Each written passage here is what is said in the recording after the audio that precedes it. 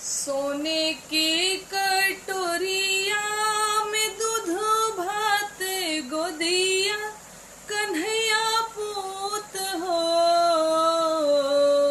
यशोदा घूमी घूमी कान्हा के खिलावेली चंदा की बोलावेली हो। यशोदा घूमी घूमी कान्हा की खिलावेली चंदा की बोलावेली हो।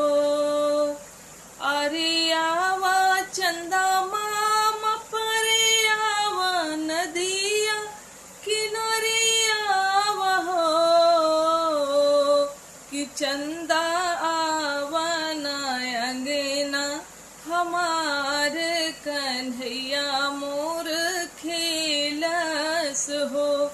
चंदा आवाना हमरे अंगनवा कन्हैया मोर खेलस हो।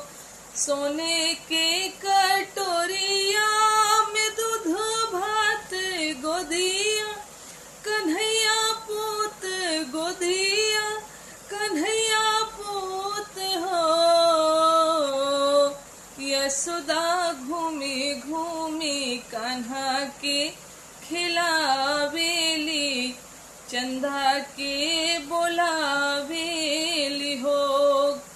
यशोदा घूमी घूमी कान्हा के खिलावेली चंदा के बोलावेली हो।